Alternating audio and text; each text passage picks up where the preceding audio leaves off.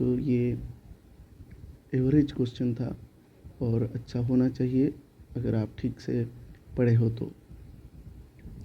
चलिए अब हम कुछ और क्वेश्चन सॉल्व करते हैं।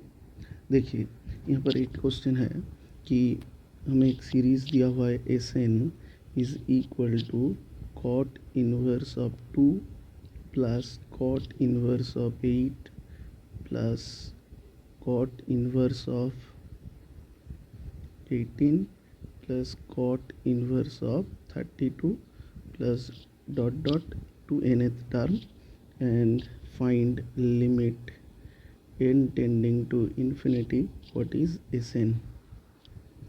तो आइए इसका सॉल्यूशन देखते हैं। देखिए हम सभी लोगों को पता है कि कॉट इनवर्स ऑफ x होता है tan इनवर्स ऑफ 1/x, तो ये बन गया 1/2। नेक्स्ट बन गया tan इनवर्स 1/8 को हम लिख सकते हैं 1/2 की पावर 2 इंटू 2 स्क्वायर। फिर देखिए आता है tan इनवर्स ऑफ 18, इसको लिख सकते हैं आप 2 into 3 square and so on. तो बहुत इजीली आप देख सकते हैं कि यहाँ पर T1 जो है tan इनवर्स 1/2 है, T2 tan inverse 2 into 2 square.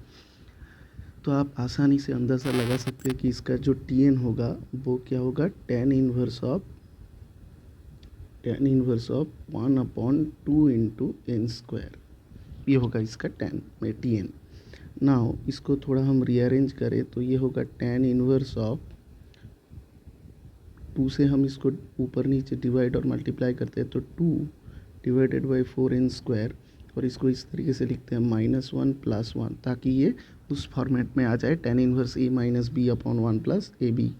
ना इसको रीअरेंज करते हैं तो ये हो जाएगा tan इनवर्स ऑफ 2 को हम लिख सकते हैं 2n + 1 माइनस ऑफ 2n - 1। तो देखिए ऊपर में 2 आ गया और नीचे में देखिए 1 + a square minus B square, ये क्या हो जाएगा 2n + 1 इंटू ये हो जाएगा 2n - 1। बहुत ईजी। सो नाउ हम फॉर्मूला जानते हैं, ये हो जाएगा tan inverse of 2n + 1 minus of tan inverse of 2n - 1। तो अब हम निकालना चाहें तो T1 निकाल सकते हैं। T1 क्या होगा, tan इनवर्स ऑफ, इनकी जगह पर 1 पुट करें 3 माइनस tan इनवर्स ऑफ 1, 2 के लिए ये होगा tan inverse of 5 minus tan inverse of 3, और एक देख लेते हैं T3 के लिए ये हो जाएगा tan inverse of 7 minus tan inverse of 5। ऐसे करते करते ये सो ऑन सो फोर्थ, ये जाएगा Tn तक। अगर हम इसको लिखें तो ये हो जाएगा tan inverse of 2n + 1 minus tan inverse of 2n - 1। अब अगर इसको SN चाहिए तो अगर ऐड कर दे इस सबको, अगर ऐड कर देते हैं तो ये बन गया हमारा SN। और यहाँ से देखिए अगर आप इसको इस तरीके से कैंसिल करते हो, ये देखिए ये कट गया, ये इसके साथ, ये इसके साथ, ये इसके साथ, तो बचेगा सिर्फ ये वाला term tan inverse of 2n + 1 minus ये हो जाएगा π/4। तो n टेंस टू इन्फिनिटी है तो इसका लिमिट क्या होगा π/2 माइनस π/4, ये आ जाएगा कितना π/4। ये हो गया, इसका राइट आंसर होगा π/4। चलिए नेक्स्ट प्रॉब्लम देखते हैं।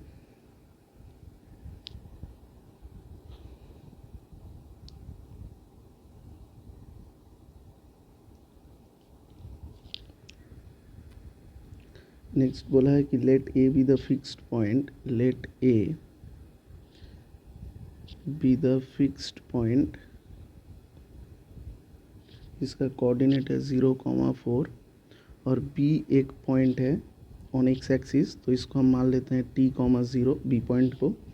और M is the mid point of A B, M का कोऑर्डिनेट क्या होगा, मिड पॉइंट है तो हमको मालूम है x1 + x2 upon 2, y1 + y2 upon 2, इसका कोऑर्डिनेट हो जाएगा m।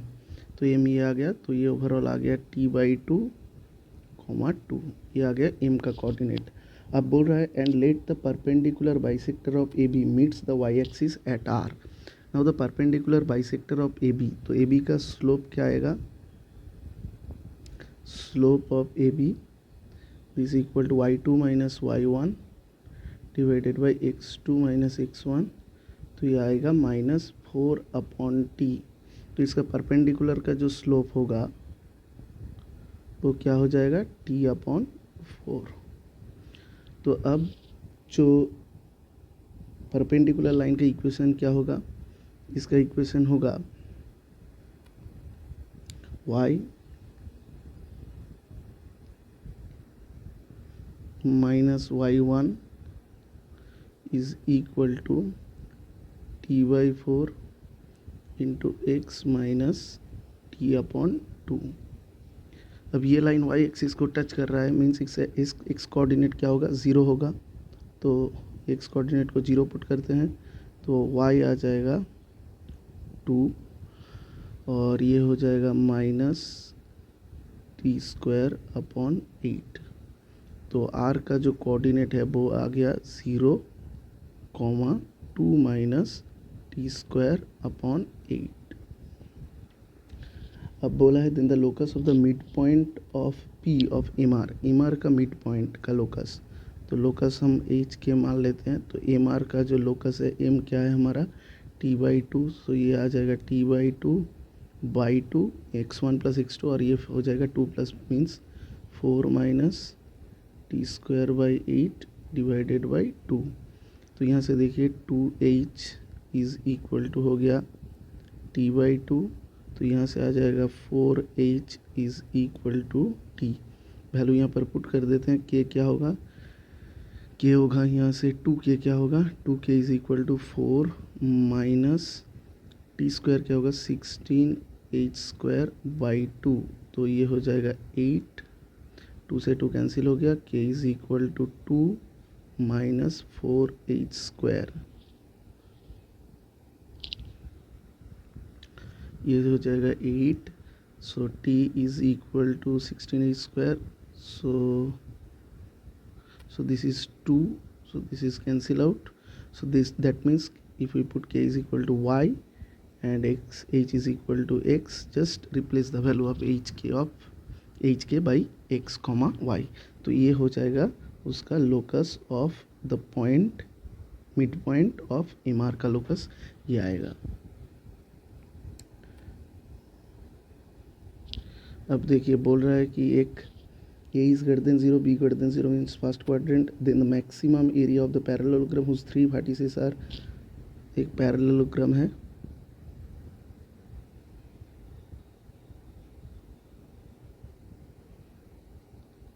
कुछ इस तरीके से 0 A B और ये C है। तो इस पैरेललोग्राम का एरिया मैक्सिमम करना है, 3 पॉइंट्स गिवन है आपको, 0 A B का कोऑर्डिनेट गिवन है, तो इसका एरिया मैक्सिमम कब होगा, तो ये है 0,0, ए भी दिया हुआ है क्या, a cos theta b sin theta, a cos theta b sin theta, और आपको यहाँ पर b भी दिया हुआ है, कितना b दिया हुआ है a cos theta comma minus b sin theta.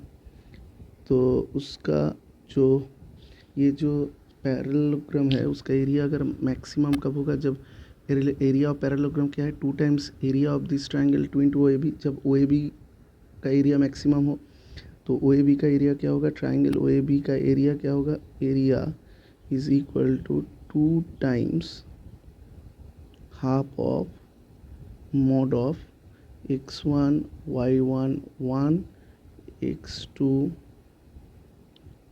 y2 1 x3 y3 1। अब अगर हम इसको एक्सपेंड कर देते हैं तो ये आ जाएगा, 2 से 2 कैंसिल होगा, तो ये कैंसिल आउट, ये होगा माइनस, इसका मॉड होगा minus A B sine theta cos theta, और ये हो जाएगा plus minus A B sine theta cos theta. तो ये बन गया 2ab sine theta cos theta means A B sine 2 theta, और साइन 2 थीटा मैक्सिमम कब होता है, जब sine 2 theta is equal to 1 हो, तो ये हो जाएगा π/2। तो जब थीटा इज़ इक्वल टू π/4 होगा तब ये क्या होगा, मैक्सिमम होगा, और उसका मैक्सिमम वैल्यू क्या आएगा, AB। तो area is maximum when theta is equal to π/4 and maximum area will be AB। Next बोल रहे हैं the coordinate of the auxiliary circle of the ellipse. तो ऑक्सिलरी सर्कल क्या होता है, तो इलिप्स का इक्वेशन है x²/4 + y²/2 is equal to 1। ये है, तो इसका ये इस इलिप्स का जो ऑक्सिलरी सर्कल आएगा वो क्या होगा, x² + y² is equal to, इसका मेजर एक्सिस क्या है 2, तो ये उसका रेडियस हो जाएगा, तो 2², तो ये हो जाएगा a cos theta, a sin theta. अब थीटा आपको गिवन है कितना, 60 डिग्री, सो 2 cos 60 मीन्स हाफ, और sin 60 ये हो जाएगा √3, तो ये आ जाएगा 1, √3।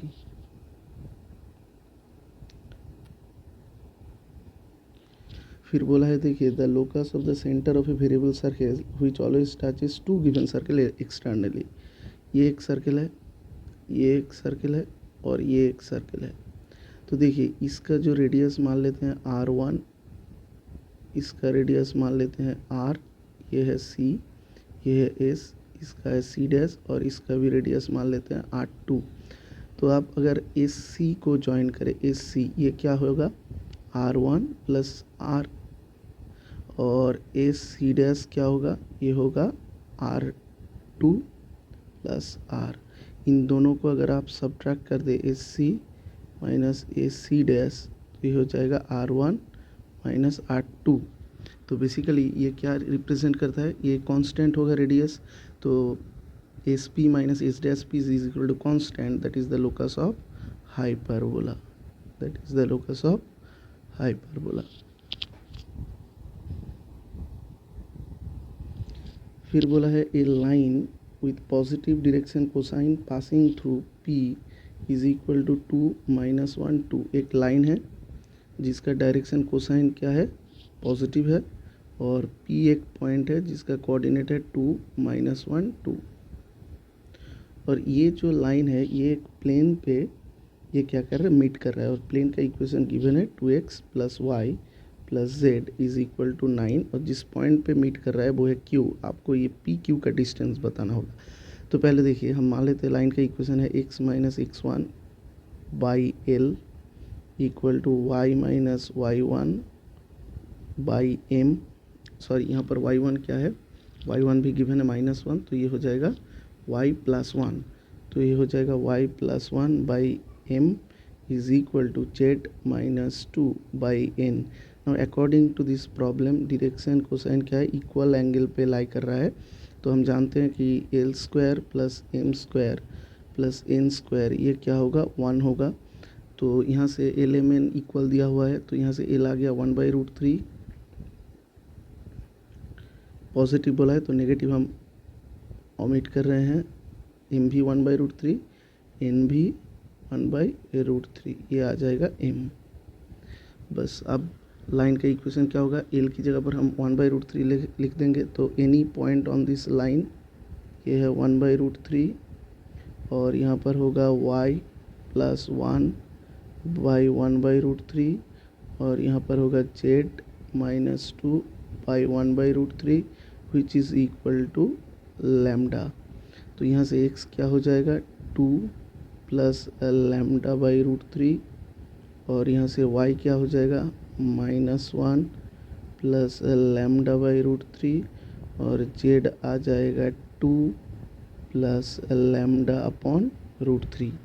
और ना ये पॉइंट इस प्लेन के ऊपर लाई कर रहा है, तो इसको सेटिस्फाई कर दो, तो 2 × 2, तो ये हो जाएगा 4 + 2 λ/3, और ये हो जाएगा -1 + λ/√3, और ये हो जाएगा 2 + λ/√3 इज इक्वल टू 9। तो ये आ जाएगा 6 5 4 2 3 4, तो 4 λ/√3 इज इक्वल टू हो गया 4, तो लैम्डा आ गया कितना, √3।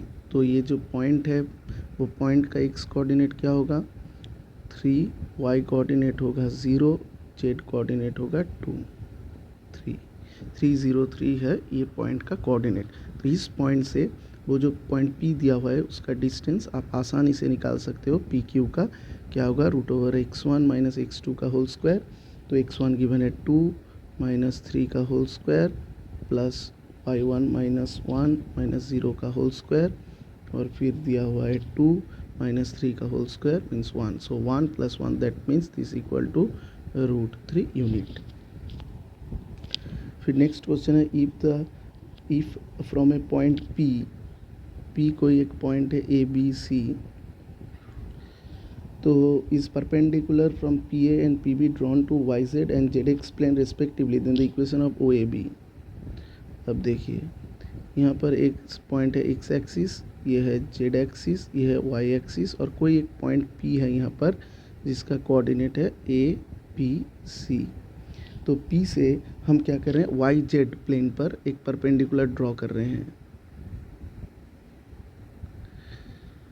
तो कोई एक पॉइंट है जो YZ प्लेन पर है, तो उस पॉइंट का कोऑर्डिनेट क्या होगा, x कोऑर्डिनेट 0 होगा, तो ये हो जाएगा 0BC। और P पॉइंट से XY YZ और ZX प्लेन के ऊपर अगर परपेंडिकुलर ड्रॉ करें तो ये होगा PA और ये PB। तो ये A पॉइंट का कोऑर्डिनेट, B पॉइंट का क्या होगा, Y कोऑर्डिनेट 0 होगा, तो A0C।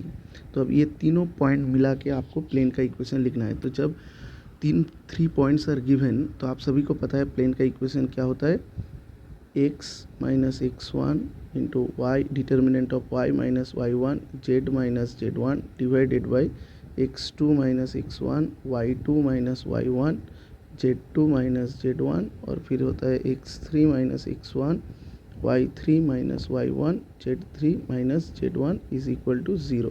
So just putting the value, assume this as x1, this as y1, z1, x2, y2, z2, x3, y3, z3, and just solve this determinant. You will get your answer. This is a very easy problem. Now a ray of light is along x plus √3y is equal to √3 get reflected upon reaching x axis, then the equation of the reflected ray. तो ये जो line है इसका slope कितना होगा, y is equal to -1/√3 plus क्या होगा 1। तो इसका जो स्लोप आएगा तो -1/√3 है, तो जो रिफ्लेक्टेड रे है इनटू x उसका स्लोप क्या होगा 1/√3 होगा। तो ये तो थीटा यहाँ पर क्या आ जाएगा 60 डिग्री, वहाँ पर क्या था -30 डिग्री, ये हो जाएगा -30 वहाँ पर हो रहा है, तो रिफ्लेक्टेड रे के लिए ये क्या हो जाएगा पॉजिटिव हो जाएगा, तो थीटा आ जाएगा 30 डिग्री। तो अब मान लीजिए रिफ्लेक्टेड रे का इक्वेशन हम मान लेते हैं y equal to mx plus C. तो नाउ तो ये रीचिंग एक्स एक्सिस, तो एक्स एक्सिस के ऊपर कोई एक पॉइंट हम मान लेते हैं क्या होगा √3, 0। तो इससे पास करेगा रिफ्लेक्टेड रे, तो सेटिस्फाई करा देते हैं 0 इंटू √3m प्लस सी। तो m क्या है 1030 which is 1/√3, so 0 1 plus C. तो यहाँ से क्या आ जाएगा c इज़ इक्वल टू -1, तो c का वैल्यू -1 यहाँ पर पुट कर दें। तो equation of reflected ray y is equal to 1030 1/√3 into x minus c. तो राइट आंसर होगा √3y plus √3 is equal to x. Next चलते हैं नेक्स्ट प्रॉब्लम की तरफ। क्या बोला है, बोला है the tangent to the circle X square plus Y square is equal to 4 meet at AB at the point A and B meets at -4,0, the area of the quadrilateral area बताना होगा। तो ये एक सर्कल है, कोई एक point M यहाँ पर है और उससे दोनों टेंजेंट हम ड्रॉ करे हैं। तो देखिए, तो ये होगा, ये एंगल 90 डिग्री है और ये रेडियस 2 है और ये डिस्टेंस भी 4 है। तो ये O पे आ रहा है, ये A है, ये B है। तो आप यहाँ से देख सकते हैं ये जो क्वाड्रिलेटरल का एरिया होगा 2 इंटू क्या होगा area of this triangle MAO। तो MAO का जो एरिया होगा उसका 2 टाइम्स कर दे तो क्वाड्रिलेटरल का एरिया आ जाएगा। तो अब देखिए यहाँ से 2 यहाँ से पहले हम इस एंगल को थीटा मानते हैं, तो यहाँ से साइन थीटा क्या होगा 2/4 which is equal to half means 60 degree. तो यहाँ से थीटा आ गया हमारा 60 डिग्री। तो एरिया क्या होगा हाफ इंटू बेस, बेस कितना है यहाँ पर 2 इंटू हाइट क्या होगा 4 cos theta, cos 60 means half. तो ये आ जाएगा 2 से 2, तो ये आ गया 2, ये आ गया हमारा 2 और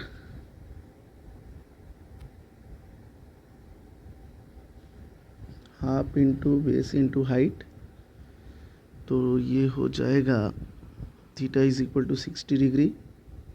तो उस तरफ हो जाएगा वो 4,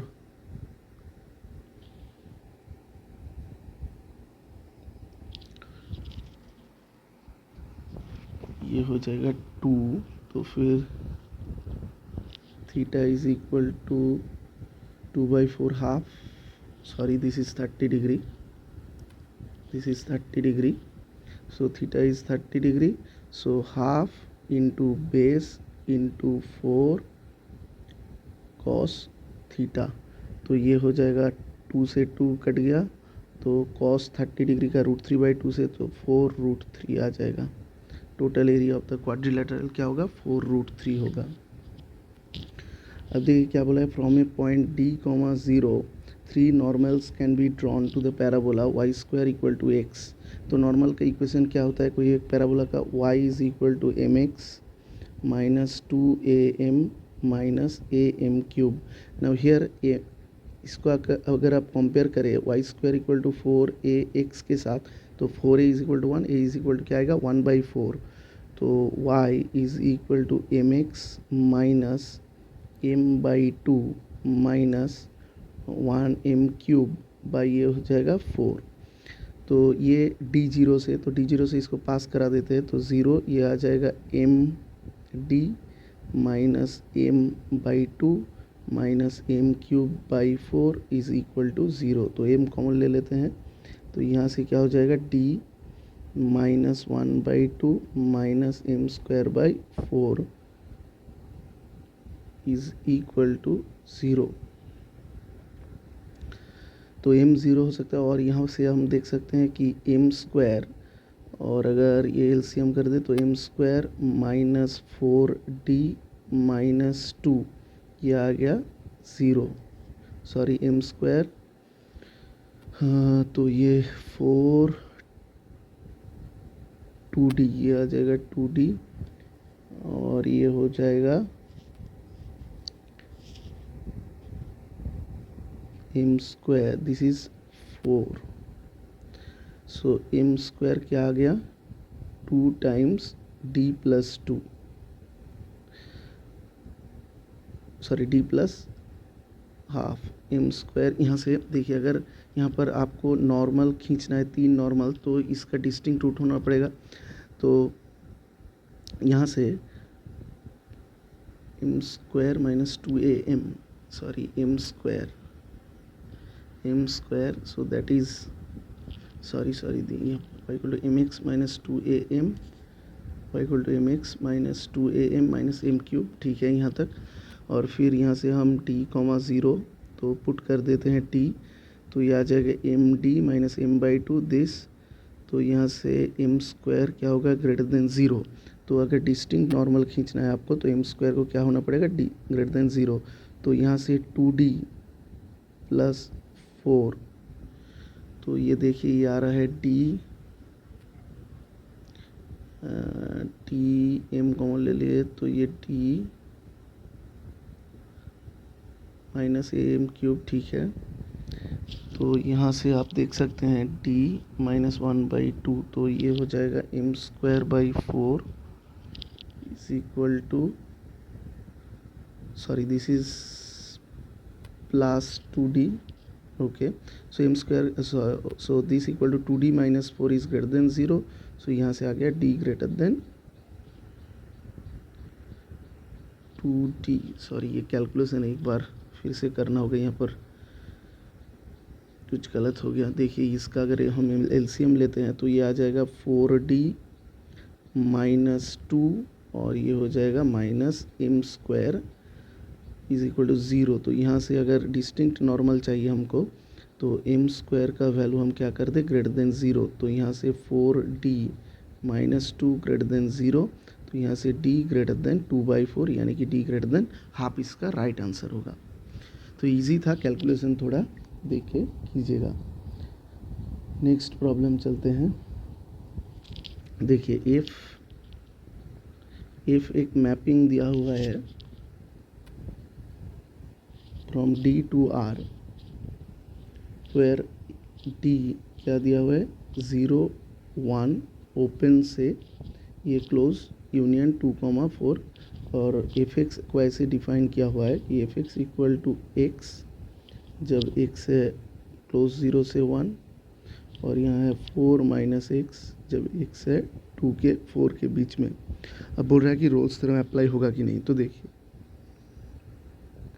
तो 0 से 1 पर तो ये x है, 0 पे 1 पर इस यहाँ पर x होगा, ये 1, और 2 से 4 पर, 2 पर इसका वैल्यू है 2, 3 पर इसका वैल्यू है 1, 2 पर इसका वैल्यू है 2, 3 पर इसका वैल्यू है 1, और 4 पर इसका वैल्यू है 0। कुछ इस तरीके से बनेगा। तो देखिए ये 2 से, तो 1 से 2 के बीच में ये तो कॉन्टिन्यूस नहीं है, तो यहाँ पर रोल्स थ्योरम अप्लाई नहीं होगा। Rolle's theorem is not applicable. तो ये हो गया इसका।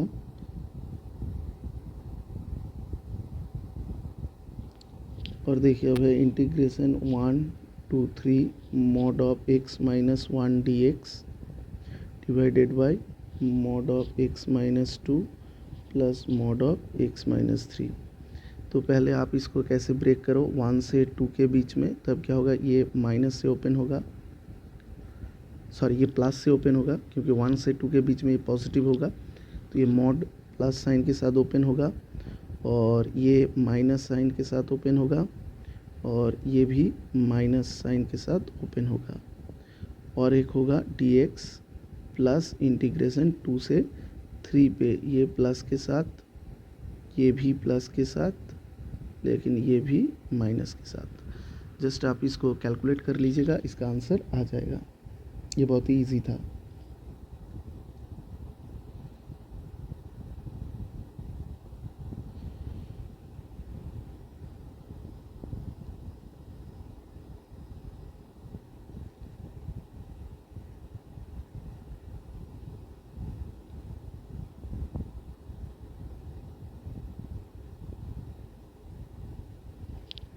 और एक है 7 to the power 7 to the power 7 dot dot 22 times 7 is divisible by 48, find the remainder।